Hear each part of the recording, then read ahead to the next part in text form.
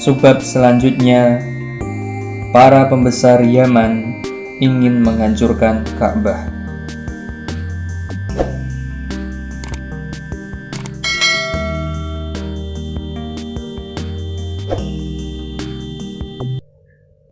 Allah Subhanahu wa Ta'ala telah memberi kelebihan pada negeri Yaman dengan curah hujan yang tinggi dan tanah yang subur, sehingga negeri tersebut memproduksi hasil pertanian yang besar. Inilah yang membuat negeri Yaman tumbuh berkembang dan makmur. Bahkan ia mendapat julukan Bilad al-Arab Asy-Sya'idah, atau negeri Arab yang bahagia. Selain itu, letak geografis negeri Yaman juga sangat strategis. Ia berada di jalur perdagangan dunia. Seperti halnya Yaman, Mekah adalah negeri yang kehidupan penduduknya sejahtera karena keberadaan Ka'bah yang menjadi tujuan ribuan jamaah haji dan pedagang. Pasar-pasar besar tumbuh di sekitar Mekah dan kegiatan perniagaan semakin ramai.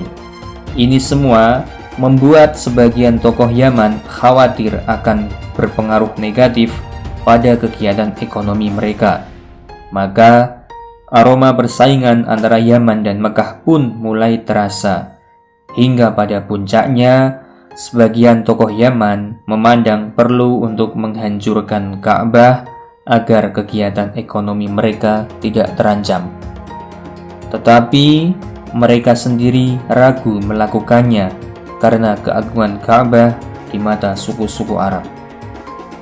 Mereka khawatir jika Ka'bah dihancurkan membuat tokoh-tokoh di suku Arab menghujat dan menyerang balik mereka.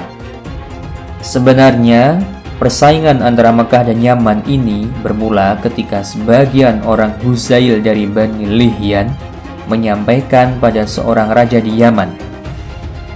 Di Mekah ada sebuah rumah yang diagungkan oleh seluruh bangsa Arab. Mereka berziarah, berkurban, dan melaksanakan ibadah haji ke sana. Rumah itu diurus oleh suku Quraisy hingga membuat suku itu dihormati karena kekuasaan mereka atas Ka'bah.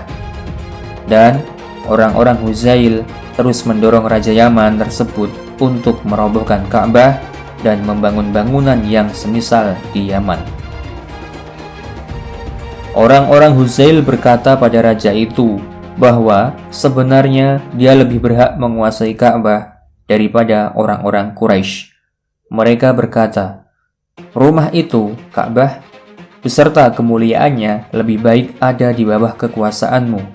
Seandainya engkau pergi ke sana dan merobohkannya, lalu membangun Ka'bah yang serupa di Yaman, maka engkau bisa mengalihkan para jamaah haji yang datang ke Mekah ke Ka'bah yang engkau bangun. Engkau lebih berhak melakukannya daripada kaum Quraisy. Mendengar bujuk rayu orang-orang Huzail, si raja itu pun pergi menuju Mekah untuk menghancurkan Ka'bah. Tapi sesampainya di Ka'bah, ia tidak jadi melaksanakan tekadnya karena tersentuh kesucian dan keagungan Ka'bah. Maka sebagai penghormatan sekaligus pembatalan niatnya, ia menutup Ka'bah dengan kain dan berkurban di sana. Di antara sejarawan mengatakan bahwa perubahan niat sang Raja Yaman itu adalah karena bertiupnya angin topan yang memorak-porandakan tenda-tenda tentara mereka. Raja itu yakin bahwa peristiwa yang melanda mereka adalah pertanda murka Allah, sehingga membuatnya takut akan azabnya yang lebih besar jika Ka'bah benar-benar dihancurkan. Akhirnya, dalam sesalnya, ia bertekad menghukum Bani Huzail yang telah memprovokasi dirinya untuk menghancurkan Ka'bah. Dan benar, ia pergi memerangi Bani Huzail.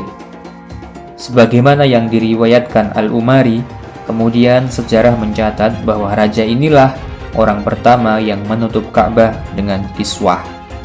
Ketika itu, sang raja bermimpi sedang menutup Ka'bah, maka ia pun merealisasikan mimpinya dan menutup Ka'bah dengan sejenis kain buatan Yaman. Ia juga memasang pintu Ka'bah dengan gagang kunci dari Persia.